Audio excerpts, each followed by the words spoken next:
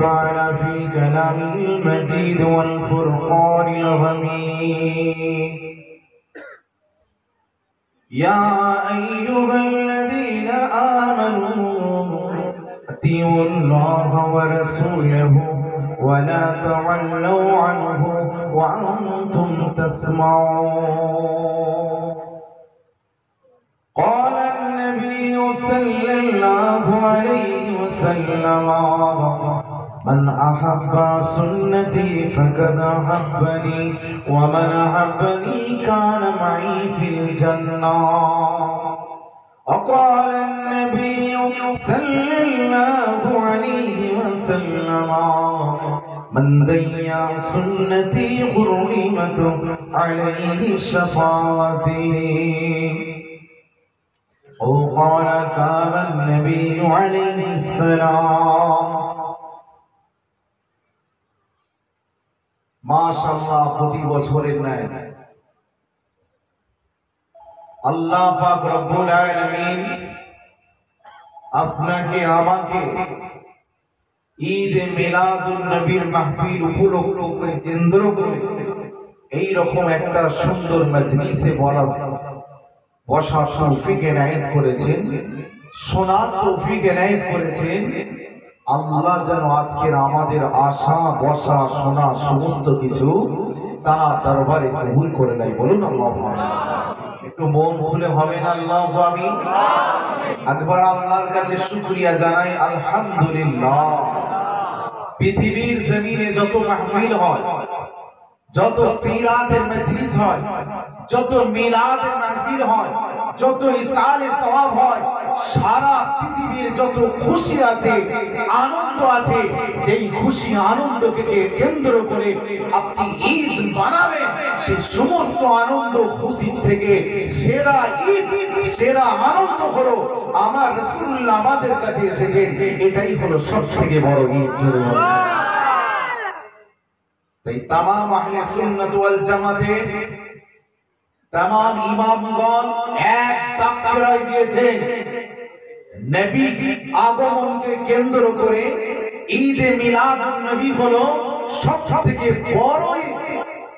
অনেকে বলবে আর ঈদ তো দুটো, ঈদুল ফিতর, ঈদুল আযহা, দুটো তো ঈদ পড়ি, আচ্ছা তো ঈদ না।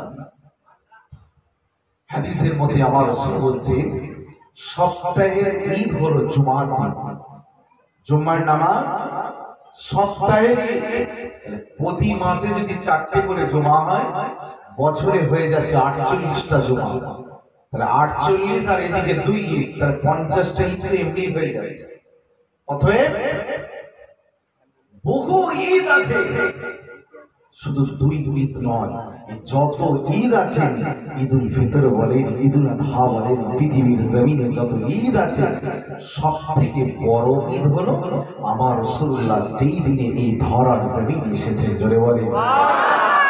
এটা তামাম আহলে সুন্নাতুল জামাতের আকাবি, হানাফি, শাফি, মালিকি, হাম্বলি, তামাম উলামা হযরতদের একটাই মত, এটাই হলো সবথেকে বড় ঈদ, ঈদে মিলাদুন নবী। কেন? কার শানে ঈদ? আমার রাসূলুল্লাহ শানে ঈদ। তিনি কে?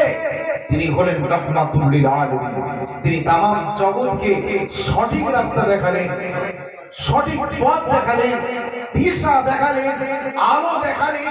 সেই নবীকে আল্লাহ আমাদের মাঝে পাঠিয়ে এত বড় ইহসান করেছেন, সারা জিন্দেগি শুকরিয়া আদায় করে শেষ করতে পারবো না। আমার রাসূলুল্লাহকে আমাদের কাছে আল্লাহ দিয়ে এত বড় ইহসান করেছে। জোরে বলুন না সুবহানাল্লাহ। দুটো মাস আসলে ফতোয়া শুরু হয়ে যায়। এক হচ্ছে রবিউল আউয়াল মাস আসলে, আর 2 হচ্ছে মুহররম মাস আসলে। কি এই সব করা যাবে না, হারাম, বিদআত, নাজায়েজ, শিরক। কি হবে এত খরচ করে? হ্যাঁ, এটা অপচয় না। তামাম ইমাম মুস্তাহিদগণ একটা রায় দিলেন, লা খায়রা ফিল ইসরাফি ওয়ালা ইসরাফা ফিল খায়র। কি বলছেন? যে কল্যাণ, ভালো কাজে অপচয় নেই, আর কোন অপচয়ে ভালো কল্যাণ নেই। অতএব ভালো কাজে আপনি যদি এক উহুদ পাহাড় পরিমাণ খরচ করে ফেলেন, ইমাম মুজাহিদ রাহমাতুল্লাহি আলাইহি বলেছেন, এক উহুদ পাহাড় পরিমাণ যদি আল্লাহর আনুগত্যে কল্যাণে ভালো কাজে খরচ করে ফেলেন, সেটা কোনোদিন অপচয় হয় না। কিন্তু যেগুলো অপচয়, তাতে কিন্তু কোনো নেক কল্যাণ বলে কিছু নেই। আর যত পৃথিবীর জমিনে ভালো কাজ আছে, ভালো কাজে খরচ করাটা অপচয় নাই। জোরে বলুন, আরো জোরে বলুন। আল্লাহ যেন আমাদের সকলকে সেই রকম মূল আকীদা তৈরি করা তৌফিক দান করেন। এটাই হলো আপনার মূল নীতি ধারা। এটাই হলো আজ থেকে সালফে সালিহিন থেকে সাহাবায়ে কেরাম থেকে শুরু করে এই পর্যন্ত প্রত্যেকের এটাই হলো চিন্তা ধারণা। মাঝে ডাইভার্ট হয়ে যাচ্ছে বিভিন্ন মানুষের চক্রে পড়ে, এটা চলবে না, এটা নাজায়েজ, এটা হারাম। কোন জিনিসকে হারাম নাজায়েজ প্রমাণ করতে গেলে শরীয়তের অকাট্য দলিলের প্রয়োজন। দলিলবিহীন আপনি যত্রতত্র ভাবে কোন জিনিসকে হারাম নাজায়েজ করতে পারেন না। আমার আল্লাহ পাক রব্বুল আলামিন তিনি তার নবীকে কত মহব্বত করেছেন জানেন? আমরা রাসূলকে কত ভালোবেসেছি।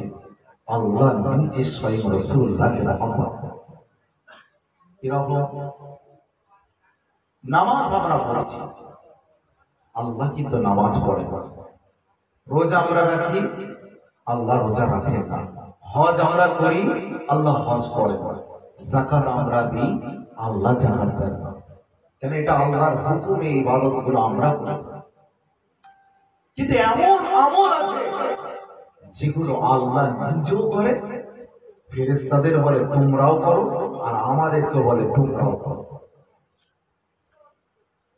সব ইবাদত তো আল্লাহর হুকুমে হয়, কিন্তু আল্লাহ কি এমন আমল করে? আল্লাহ তো আমল করবেন কেন? আল্লাহ তো তিনি খালিক, তিনি মালিক, তিনি তো সবার খোদা আল্লাহ রব্বুল ইজ্জত। তিনি কেন ইবাদত করবেন?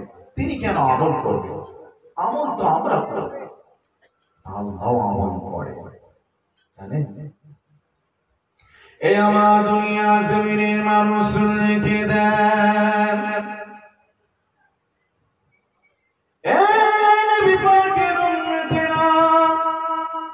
নামাজ আমাদের জন্য, কিন্তু আমার আল্লাহ পাক নামাজ পড়েন না। যাকাত আমাদের জন্য, আমার আল্লাহ যাকাত দেয় না। আল্লাহ রোজা রাখেন না, বান্দা রোজা রাখেন। আল্লাহ পাক দান করেন না, বান্দা দান করেন। পৃথিবীর জমিনে যত আমল আছে সব কিছু বান্দা করেন, আল্লাহ করেন না। আল্লাহর হুকুমে বান্দা করে। কিন্তু এমন আমল আছে যেই আমলটা আমার আল্লাহ পাক তিনি নিজে করে থাকে। সেই আমলটা কি?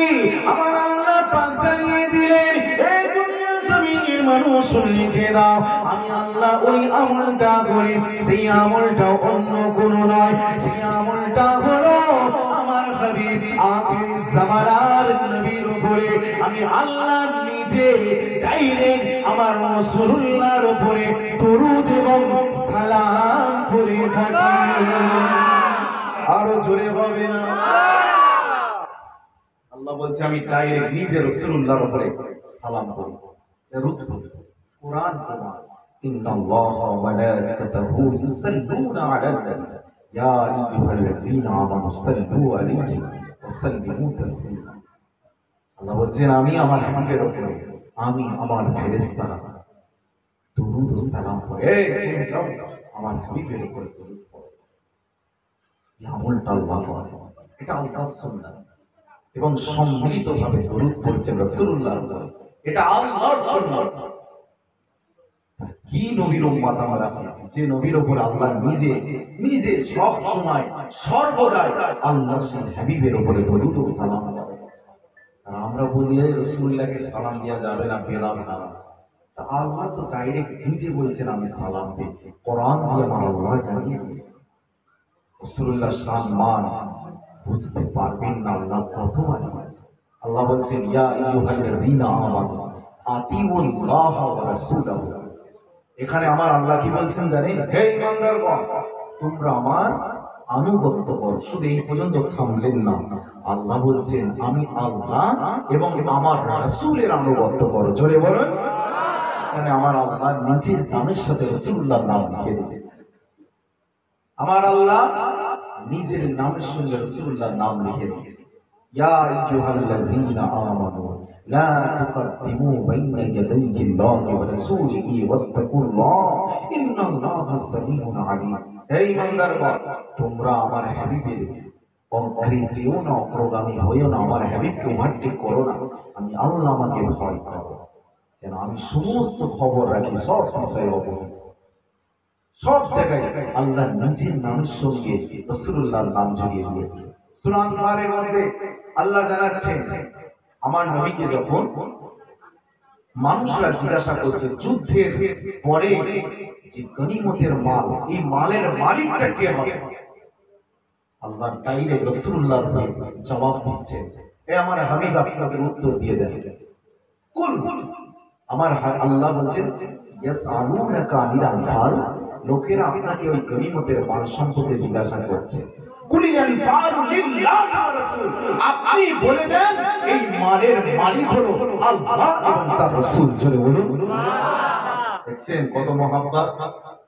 আল্লাহ বলছেন এই মালের মালিক আমি, আর কাজ শুধু আল্লাহ বলেছেন শুধু আমি নয়, এই মালের মালিক আমি এবং আমার হাবিব। জোরে বলুন সুবহানাল্লাহ। বলে